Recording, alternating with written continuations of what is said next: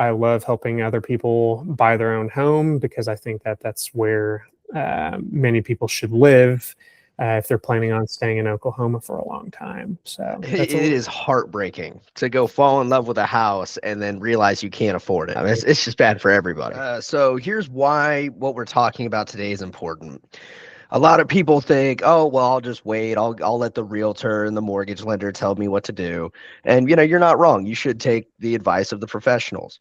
But knowing these things will give you a leg up to make sure no one's trying to pull one over on you, which, it doesn't happen often, but it's out there. And it'll make your entire home buying experience, making the largest purchase of your entire life, a lot less strenuous and stressful. The sooner you know about what you need to do, the sooner you can take advantage of doing those things in order to properly plan. That way you're not waiting until the last minute. You have a longer runway to maximize versus, a very short runway. On this slide, what's highlighted in green is kind of what makes up the general FICO score. And these categories are very important because they dictate what your score is and how much you can qualify for, how expensive your financing costs will be on your interest rate for the home, and then ultimately dictate your monthly payment on a regular basis, how much interest you'll pay over the length of the loan, and more. So going briefly into each one of these categories, payment history. So, I like to think that if I didn't start at 18 years old, my credit would have been, maybe 100 points less than what it currently is today. So in general, improving one's credit, the biggest thing is kind of going back to that example of the long runway. The longer we have in time, the better, because it takes a lot of time to improve our credit.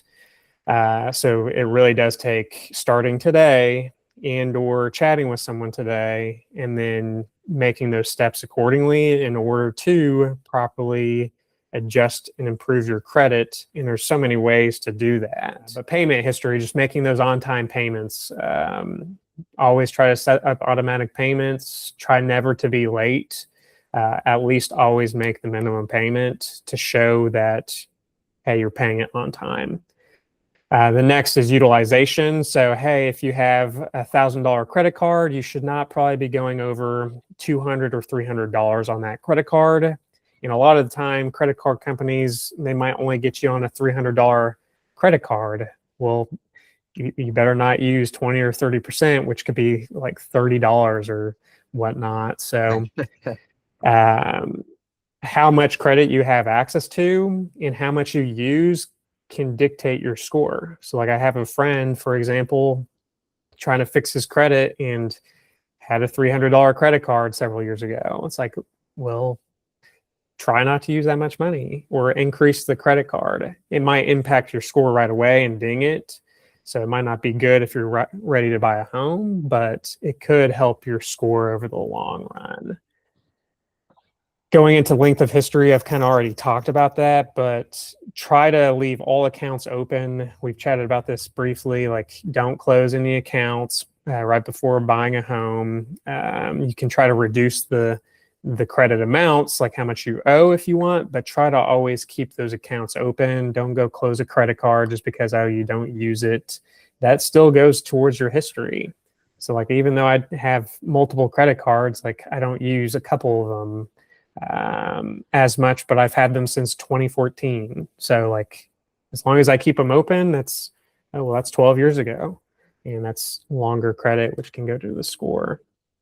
And then the last 20% goes into inquiries, most recent, as well as types of accounts, 10% in each category. So if you go open up a new line of credit card or apply for one, they'll pull your credit, and that can be an inquiry. If you have too many inquiries over the last year or several years, then that can definitely impact your score, because each time you apply for credit, your score can go down.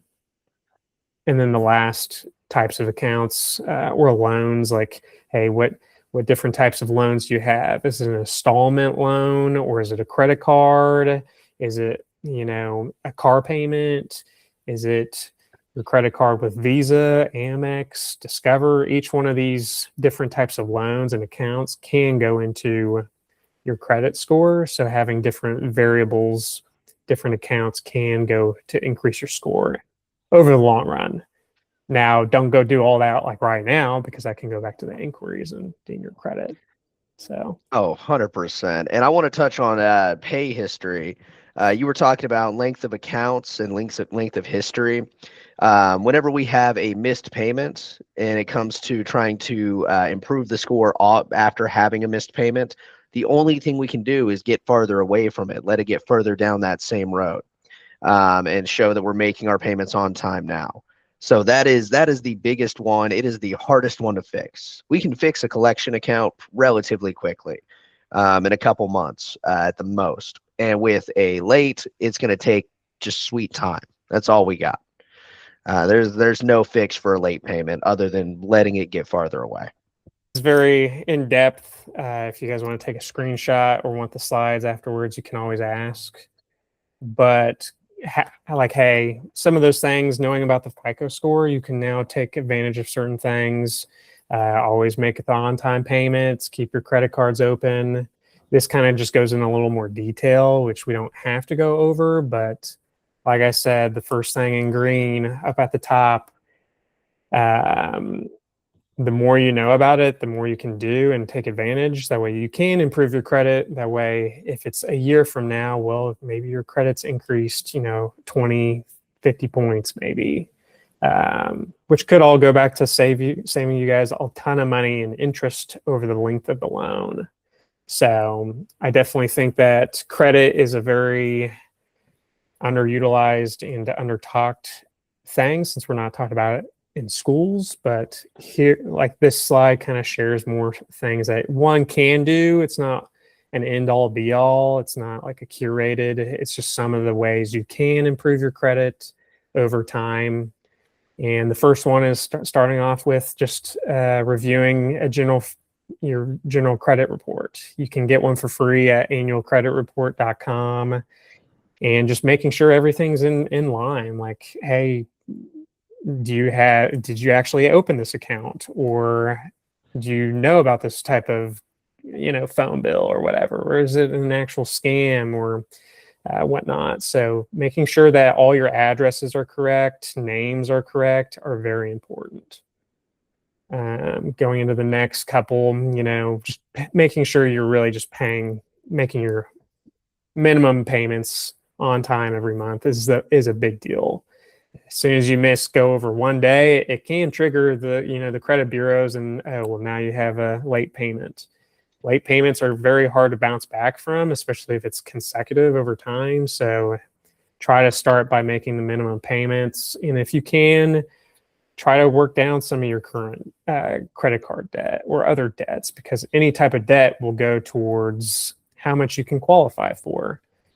Which we'll get into in a minute. Those are some ways. I mean, an extra free way, Experian does have a free credit boost tool. Essentially, you can self-report common things like, in some scenarios, rent, if it's online, utilities, internet, phone bills, phone service, or financing the phone, insurance in some examples, in popular video streaming services. So like, if my parents went and did this, like, who knows, their score might jump up because they've had Netflix for 10 years or whatever.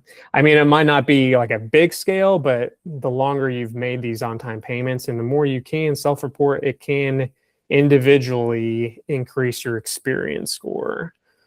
I remember when they started letting people report the Netflix, HBO, Disney, and that blew my mind the first time I saw that.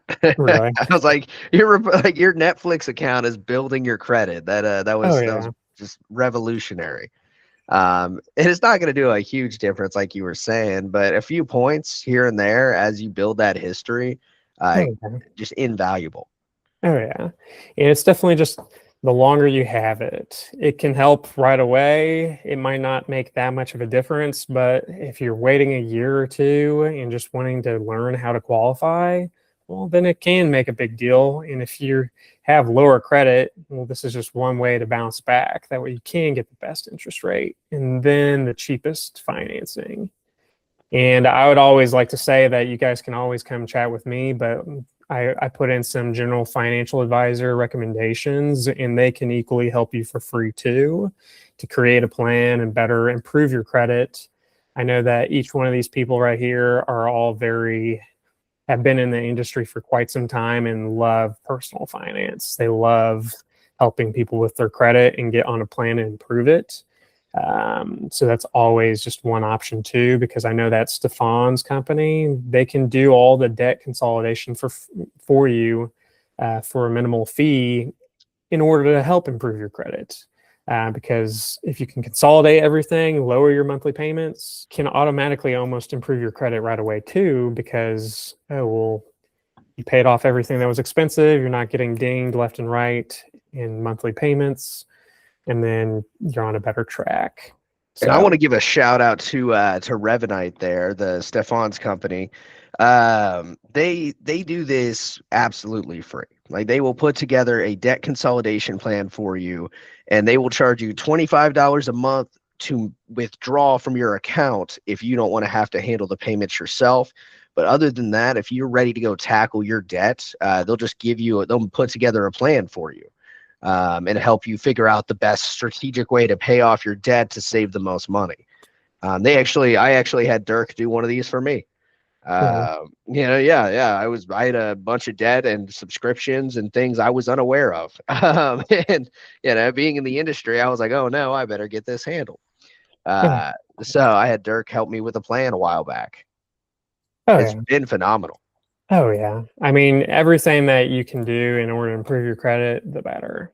I mean, I have something for free that if people want to get on there, I go a little more in depth and I'll offer a one-on-one with everybody that wants to chat more about it in order to strategically plan to improve. But I know that those financial advisors if you want someone extra qualified, those people are very great. So. Oh yeah.